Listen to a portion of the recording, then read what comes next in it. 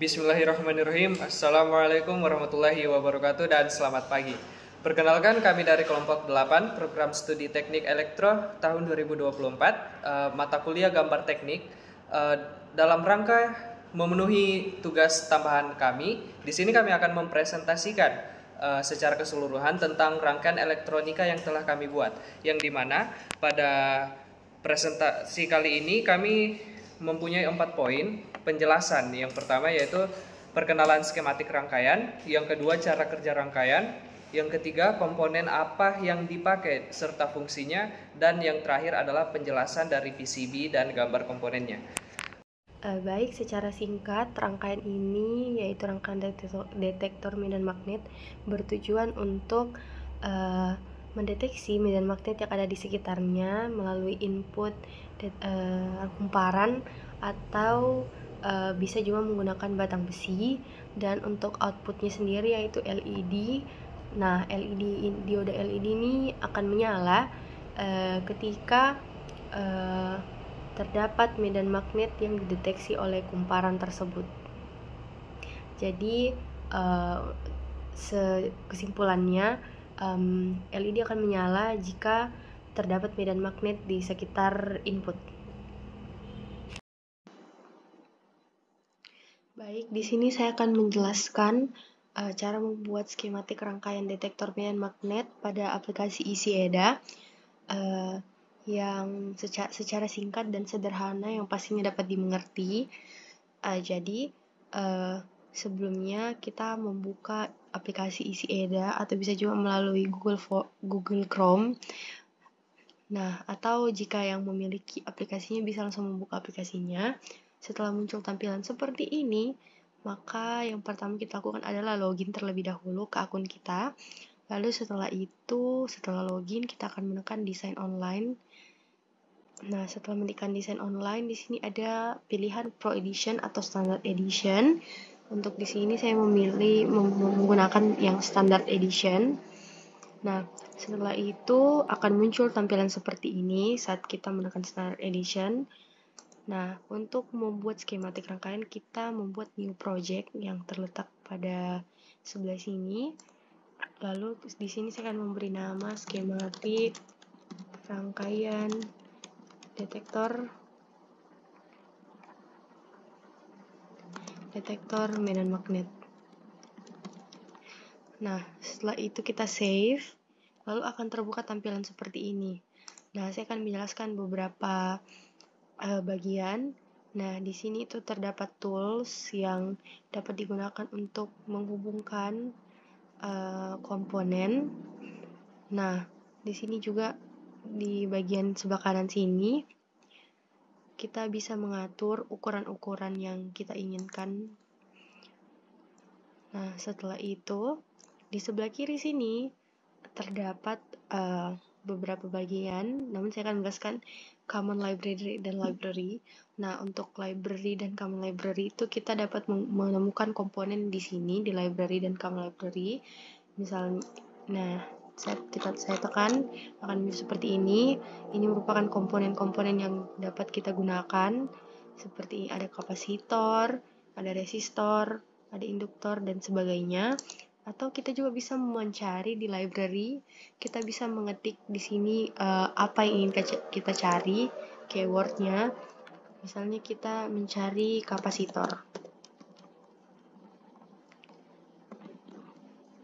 Nah, di sini nanti akan terdapat banyak kapasitor yang bisa kita gunakan. Nah, selanjutnya misalnya saya memasukkan kapasitor ini. Nah,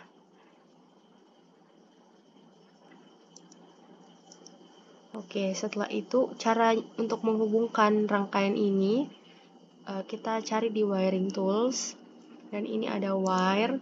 Nah, kita letakkan di sini, lalu kita hubungkan garis ini untuk ke komponen selanjutnya.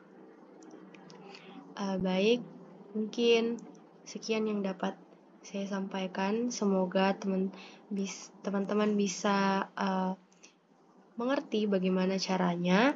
Jadi Sekian dan terima kasih. Baik, terima kasih atas kesempatannya. Di sini saya akan menjelaskan poin kedua, yaitu cara kerja rangkaian. Rangkaian ini menggunakan prinsip transistor sebagai penguat. Transistor yang dipakai adalah jenis NPN tipe BC547 yang sesuai untuk penguatan sinyal lemah, dan kami menggunakan input daya 9 volt. Transistor dirangkai menggunakan metode Darlington. Transistor Darlington adalah metode melipat gandakan penguatan menggunakan 2 atau lebih transistor yang dipasang berderet atau seri. Pada skema kami menggunakan 6 buah transistor NPN BC547, maka penguatan yang dihasilkan adalah sekitar 8 juta kali. Selanjutnya, medan elektromagnetik yang tertangkap pada input akan dikuatkan untuk mampu memicu basis kapasitor sehingga bisa menyalakan lampu LED. Lampu yang digunakan adalah LED Super Bright 5 mm. Adapun komponen lain yang kami gunakan yaitu resistor sebagai penghambat tegangan pada kolektor transistor agar tegangan yang masuk ke transistor sesuai. Selanjutnya, kapasitor dengan nilai 47 picofarad yang dipasang paralel dengan switch di mana fungsinya mencegah arus lonjakan awal pada switch saat dinyalakan. Selanjutnya ada induktor dengan nilai 10 μH di mana fungsinya mencegah spike arus yang dapat terjadi pada rangkaian tersebut.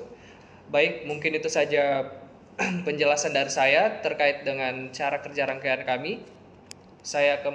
Terima kasih. Baik, perkenalkan, nama saya Farul Alam. Saya akan menjelaskan komponen-komponen yang digunakan beserta fungsinya. Komponen yang digunakan pada rangkaian kami berupa baterai 9 volt, switch on off, resistor 750 ohm 1/2 watt, resistor 100.000 ohm 1/2 watt, dan resistor 1 mega ohm 1/2 watt, serta transistor NPN BC547 sebanyak 6 buah, dioda LED 5 mm,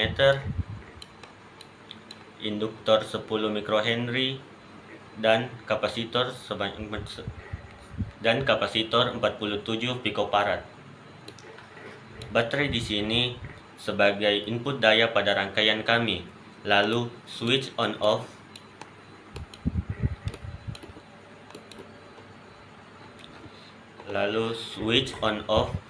untuk menyalakan dan mematikan rangkaian. Selanjutnya ada resistor 750 ohm untuk menghambat tegangan yang akan menuju ke LED, resistor 100.000 ohm untuk menghambat tegangan yang masuk pada kolektor pada transistor 3 dan 4, dan resistor 1 mega ohm untuk menghambat tegangan yang masuk ke kolektor 1 dan 2. Selanjutnya ada transistor sebagai penguat daya dan kapasitor sebagai pencegahan arus lonjakan awal pada switch. Lalu ada induktor untuk mencegah spike arus yang dapat terjadi pada rangkaian tersebut. Dan terakhir ada LED 5 mm sebagai output dari rangkaian kami. Baiklah, mungkin itu saja. Terima kasih. Setelah kita menyelesaikan rangkaian skematiknya, selanjutnya kita akan menuju ke perancangan PCB. Untuk masuk ke perancangan PCB, kita mengklik ke bagian desain, lalu ke convert schematic to PCB, atau bisa juga mengklik tombol yang gambarnya ini seperti PCB, atau juga bisa mengklik Alt plus P, atau tinggal kita klik saja ini. Selanjutnya akan ada menu seperti ini. Di sini kita tinggal mengatur besar dari PCB yang akan nanti kita buat. Kita tinggal mengaturnya sesuai dengan keinginan kita. Di sini saya akan memilih custom aja agar lebih mudah diatur.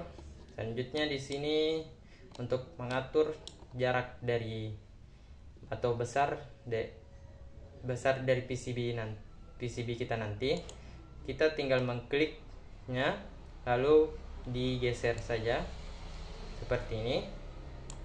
Selanjutnya itu kita memasukkan seluruh komponennya ini ke dalam kotak ini. Usahakan susun serapi mungkin dan usahakan agar jalurnya nanti itu tidak saling bertabrakan. Nah, mungkin video ini akan saya percepat agar lebih mengefisienkan waktu.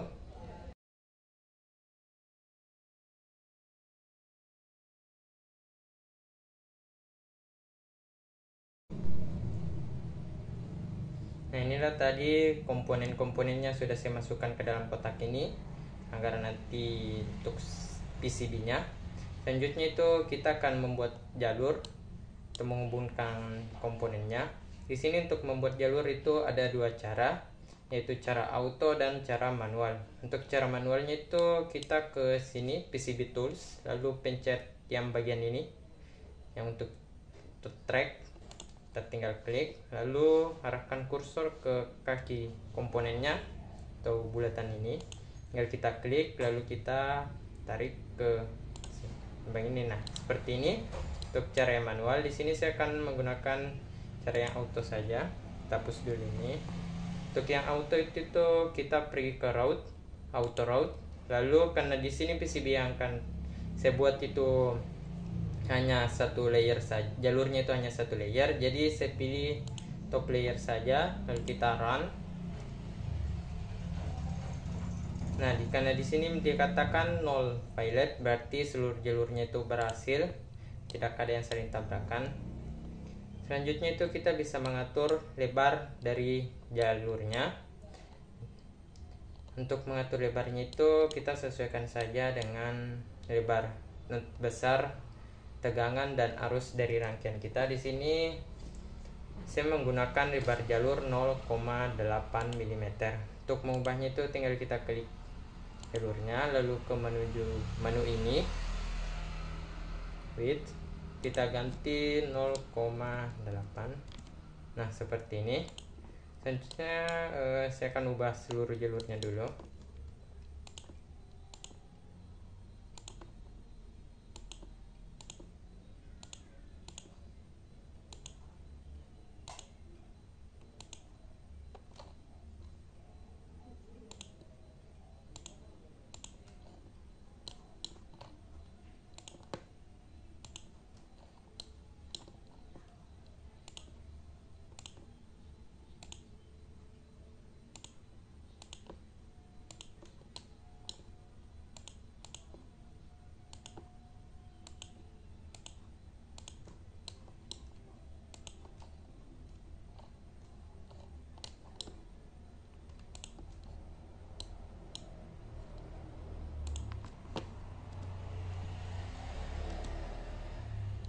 Nah, setelah saya ubah seluruh jalurnya, lebar jalurnya jadi 0,8. Di sini kalau kita menggunakan auto route, kita harus memperhatikan seluruh jalurnya karena mungkin bisa saja terjadi kesalahan. Seperti ini, jika ada tanda silang berarti ada jalur yang bertabrakan atau jalurnya itu terhubung ke lubang yang lain atau jalur yang lain. Jadi kita tinggal mengaturnya. Kita klik saja jalurnya, kita geser agak jauh.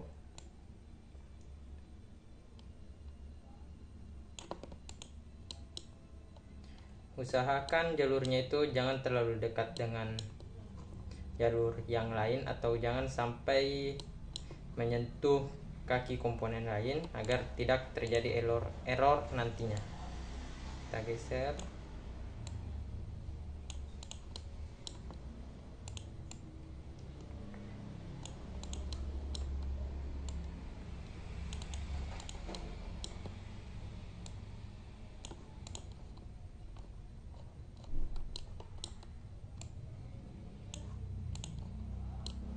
Ini juga.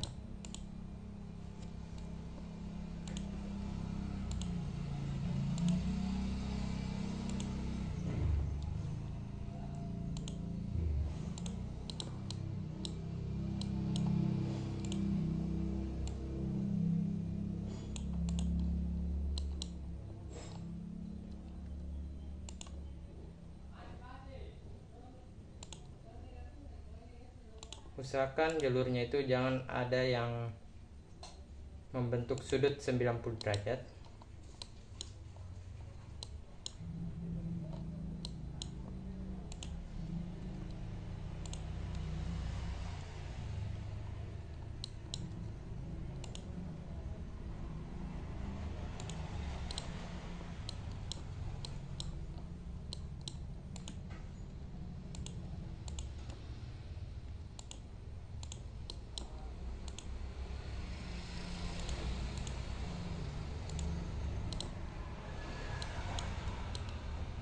Nah, seperti ini.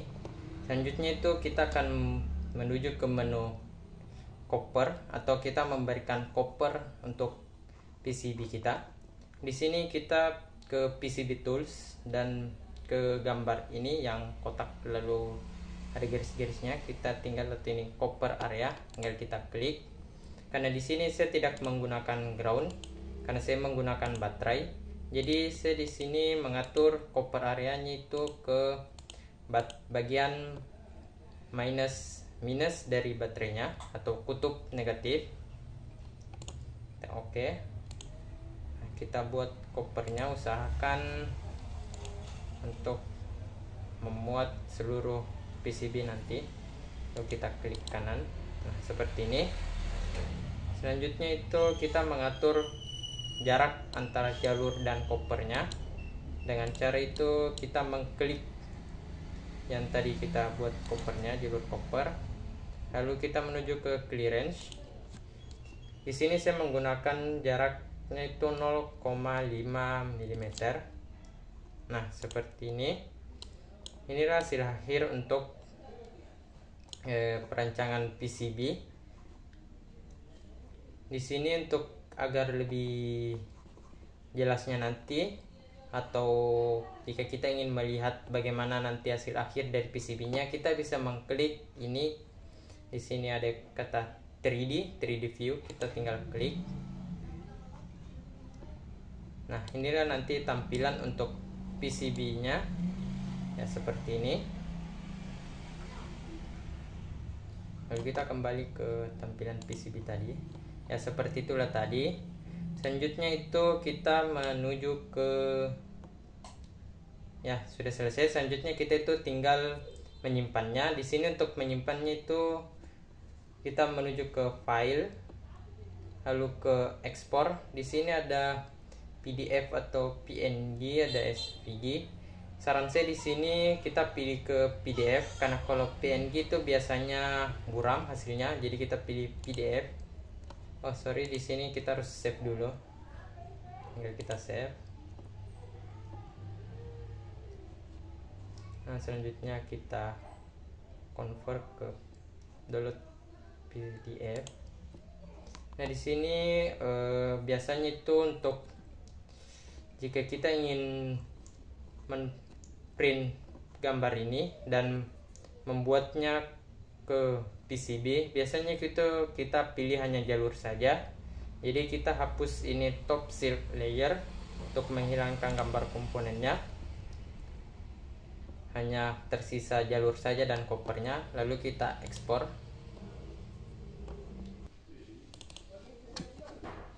Nah, inilah tadi hasilnya setelah kita convert, kita ekspor ke bentuk PDF untuk jalurnya.